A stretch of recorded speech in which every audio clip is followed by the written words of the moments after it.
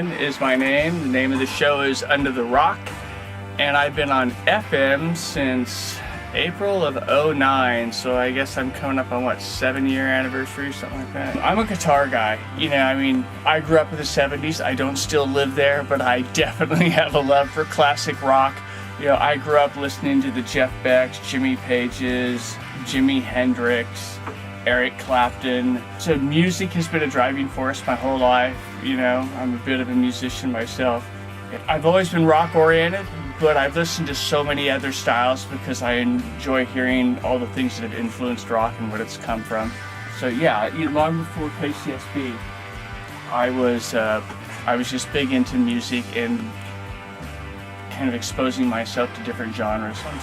Sometime in the next couple of years, I'll have a lot more time because I'm going to retire. Then I'll get another show where I'll just do the gems and, where I can spend hours putting together the killer playlist. Because right now I come in and I'm just off the cuff new stuff. And sometimes it's great. Sometimes it gets a little sketchy, but it's always fun. Do you take a lot of your music from the library here? All of it. The 85-90% of it I get right off the shelves of KCSB. It's become an opportunity for me to just get out there and give a lot of music some air that otherwise just isn't going to get it. So many bands out there working their tails off, putting out releases, and we get so much material that's never played. I know many people in bands, and I know a lot of young people struggling trying to pay rent. So I just like to give the new music a spin, and then along that same vein, the local music, both new and old. I choose the new stuff because I enjoy knowing that I'm putting some stuff out there that most of the time, other than that, isn't going to get out there.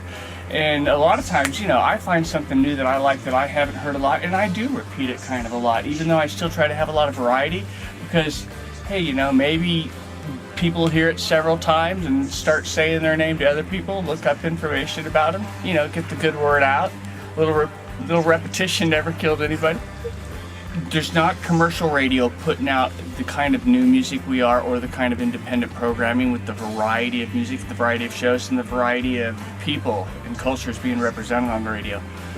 We've got literally a bunch of individual experts that are just music geeks doing the research, putting the playlist together, and putting out great tunes. Everybody's out here on their own time. Everybody's volunteering. It's a bunch of expertise. Not a lot of communities have this kind of asset. It's really worth an investment. It's worth a little bit of everybody's hard-earned money to keep this around. I just think this station is kind of worthy of people's time, money, and effort, meaning, if you wanted to get into radio, come down to the station, sign up. You don't have to be a student, and you get some training and you can get on the air just by helping the station out, doing some work. The very first year I was doing Fun Drive, I'm driving around Goleta listening to KCSB, wanting to hear other people's pitches, and there's some UCSB freshman on the air who's some 19-year-old young kid talking about how he'd always dreamed of doing sports and doing color and just grew up watching sports. He got here, heard about this opportunity, volunteered, and literally 3-4 weeks later he's calling a game live. And his parents and his friends are listening, and he's just completely blown away. That's it. He just completely connected.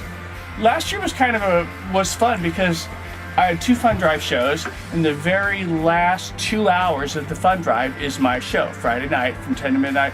We had Pet Meds come out, they called, and then a few of their friends called, a couple of my family members called, so we got 5 or 6 calls at the end of the show, which was a big rush and a lot of fun, and made me proud of the show. And then the Pet Meds were jamming and they dug it. So last year's last Fun Drive show was a big rush. This is just a little slice of greatness here in this community, because we have people who are just loving tunes and they're putting their effort into putting good stuff out on the air.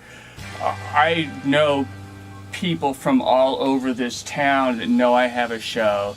They'll tune in now and again, but they tune into other people's shows, and they'll come up and they'll make comments to me all the time about this show or that show that they heard, and how they start to realize how good KCSB is once they start listening, because it's just crazy great. Thank you for donating money.